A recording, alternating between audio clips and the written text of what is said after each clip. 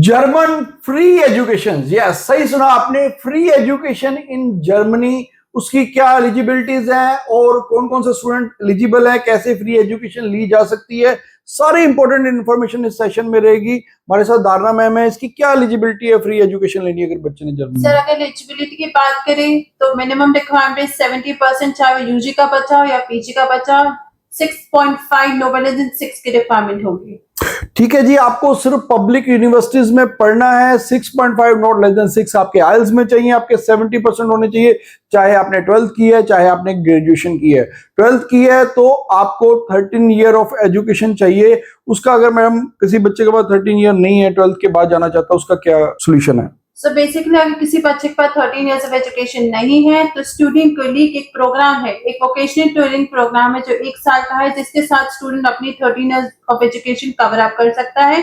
उसके बाद उसने 3 साल की बैचलर्स हो जाएगी, यानी कि 1 साल का स्टूडेंट के लिए प्लस 3 साल की बैचलर्स, तो टोटल 4 साल की एजुकेशन हो जाएगी उसके लिए। काफी अब ज्यादा रुझान बढ़ रहा है जर्मन में स्टूडेंट्स का, तो आप कैसे प्रमोट करोगे कि जर्मनी के क्यों प्रमोट किया जाए? एक तो फ्री एजुकेशन, और क्या बेनिफिट है? क्या वेज रेट वगैरह सही है वहां पर? बिल्कुल सर, तो वेज रेट की बात करें तो स्टूडेंट इजीली 13.90 पर आवर कमा सकता है। अगर मैं सालाना बात करूं तो स्टूडेंट 15 से 16 लाख कमा सकता है साल का। एक साल में कितना बच्चा वर्क कर सकता है? So basically 20 hours per week, 140 full days और 280 हाफ डेज काम कर सकता है स्टूडेंट जर्मनी में। और ड्यूरिंग स्टडी भी वर्क राइट है? क्या वर्क राइट है? पार्ट टाइम स्टूडेंट वर्क कर सकते हैं, ड्यूरिंग स्टडीज भी स्टूडेंट के लिए ऑप्शंस है, ड्यूरिंग पार्ट टाइम भी कर सकते हैं और आफ्टर स्टडीज भी स्टूडेंट काम कर सकते हैं। That is both the options. देखिए ये बहुत अच्छी बात है कि जर्मन में जो भी स्टूडेंट स्टडी के लिए जा रहे हैं तो उनके पहले तो मिनिमम वेज रेट ही अप्रॉक्स 14 यूरो पर आवर है, 13.90।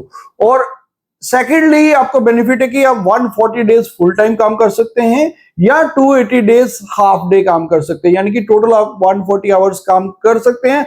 और इसमें अगर आप 14 के से कैलकुलेशन करेंगे तो आपकी अच्छी खासी इनकम हो जाएगी जर्मनी में। और उसके बाद भी आपको पोस्ट स्टडी वर्क परमिट मिलता है, जॉब सर्च वीजा 1.5 साल का, 18 मंथ का आपको जॉब सर्च वीजा भी मिलता है जर्मनी में।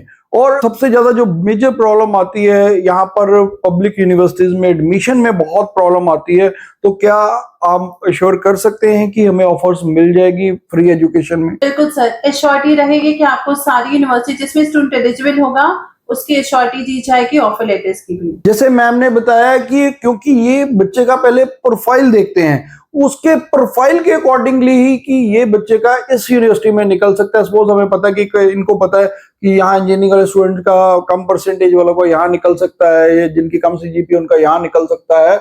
हाँ, लेकिन मिनिमम 70% तो चाहिए। वो इनको पता होता है कि कौन से स्टूडेंट का प्रोफाइल कौन सी यूनिवर्सिटी में है, तो उसी यूनिवर्सिटीज में ये आपके एडमिशन का क्राइटेरिया डलवाएंगे और उसके कारण आपको ऑफर मिलने की प्रोबेबिलिटी काफी हाई रहती है। और मैडम वीजा सक्सेस कितनी है इसमें जर्मनी में? अगर मैं पब्लिक इंस्टीट्यूशंस की बात करूं तो 99.9% सक्सेस रेट है आज के डेट में, चाहे बैचलर हो चाहे बैचलर्स का स्टूडेंट हो चाहे मास्टर का स्टूडेंट है। एक और इम्पोर्टेंट चीज है, अगर मैं बात करूं आजकल ये मिथ है कि स्टूडेंट को जर्मन लैंग्वेज आनी चाहिए अगर वो किसी भी जर्मन पब्लिक इंस्टीट्यूशन में जाना चाहे, बट ऐसा नहीं है। स्टूडेंट इंग्लिश स्टार्ट प्रोग्राम्स के साथ भी जर्मन पब्लिक इंस्टीट्यूशंस में एडमिशन ले सकते हैं। तो ये भी बहुत अच्छी बात है कि जिन यूनिवर्सिटीज में हम आपको पब्लिक यूनिवर्सिटी में फ्री एजुकेशन के लिए भेजेंगे उनमें आपका जो प्रोग्राम है वो इंग्लिश टॉट ही रहेगा। हालांकि जर्मन एज ए सब्जेक्ट जरूर पढ़ाया जाएगा, लेकिन आपका जो प्रोग्राम है वो इंग्लिश टॉट ही रहेगा। ये बहुत अच्छी बात है। लेकिन जैसे कि सेकंड कनाडा, अब हम उसको जर्मनी को बोल रहे हैं, बच्चों का रुझान बहुत है,